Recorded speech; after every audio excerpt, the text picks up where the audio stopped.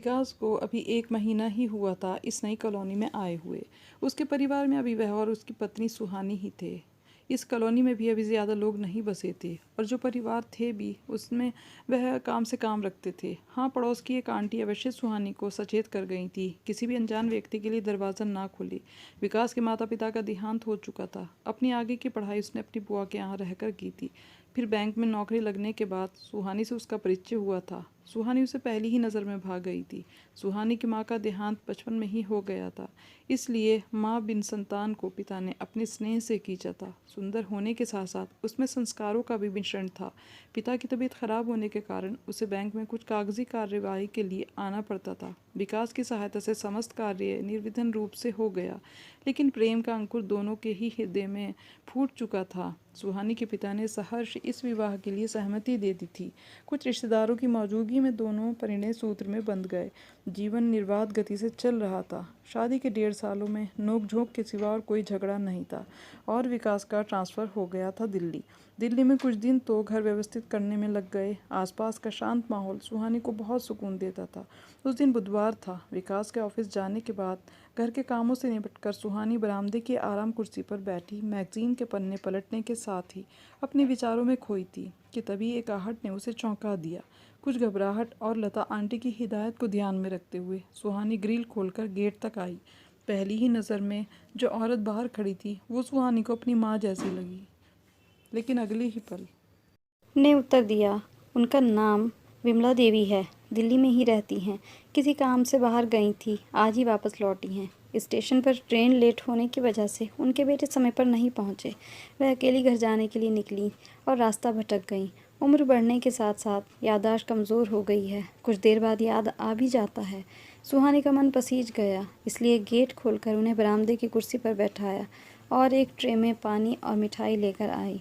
विमला जी ने एक मीठी मुस्कान के साथ सुहानी को देखा। सुहानी के साथ बातें करते हुए वह काफ़ी सहज हो चली थी, लेकिन सुहानी का दिमाग तो कहीं और ही दौड़ रहा था। उसने मोबाइल से विकास को एक मैसेज किया कि वो जितनी जल्दी हो सके घर आ जाए।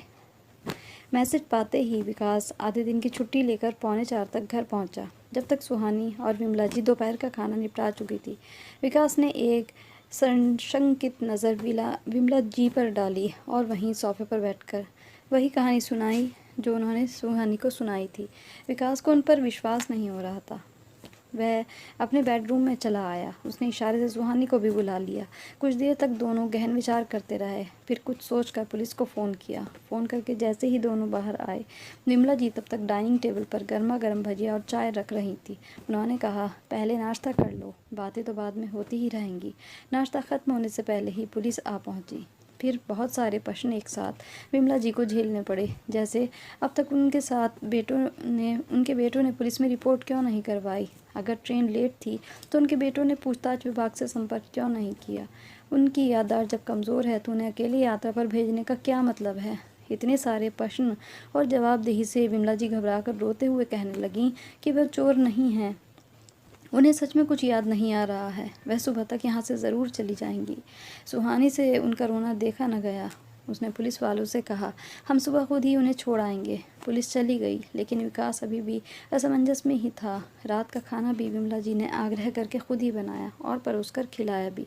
एकल गृहस्थी करते हुए सुहानी को ये सुख नहीं मिला था, इसलिए उन्हें भी अच्छा लगा। सुबह 8:30 बजे विकास की आँख खुली। सुहानी अभी तक सो ही रही थी। वह हड़बड़ा कर उठा और दूसरे कमरे में विमला जी को ना देखकर उसका शक और पुख्ता हो गया। उसने सभी कीमती चीज़ों पर सरसरी निगाह डाली।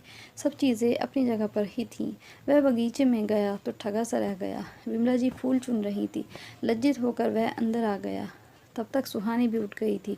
नाश्ते के बाद उन्हें निकलना था। जाते समय विमला जी रोने लगी। उन्हें सुहानी से बहुत प्यार हो गया था। सुहानी की भी आंखें भर आईं। विकास के साथ गाड़ी में बैठकर वह रास्ता बताती जा रही थी। एक बार फिर संदेह का बीज विकास के मन में पनपा कि वह कहीं याददाश्त जानने का नाटक तो नहीं कर रही हैं। और एक गली के मुहाने पर उन्होंने कार रोकने के लिए कहा और बोली, मैं यहाँ से चली जाऊँगी। विकास की इच्छा थी एक बार उनके भरे पूरे परिवार को देखे, कम से कम इनके बेटों को तो एक बार हमारा धन्यवाद करना ही चाहिए। विमला जी चुपचाप एक और बढ़ने लगी। विकास ने भी कार मोड़ ली, लेकिन कुछ दूर जाने पर उसका मन नहीं माना और उसने कार वहीं मोड़ दी जहाँ उसने विमला जी को छोड़ा था। विकास कार से उतरकर पैदल ही एक और चलने लगा। रास्ता वहीं ख़त्म होता था, इसलिए वह बढ़ता चला गया। अचानक उसके कदम ठिठक गए। जिस तरह घर का वर्णन विमला जी ने किया था, वह एक वृद्धाश्रम था। गेट खुला हुआ था। विकास आगे बढ़ा, तभी बगीचे में एक बेंच पर उसे विमला जी कई वृद्धाओं से घिरी हुई दिखाई दी।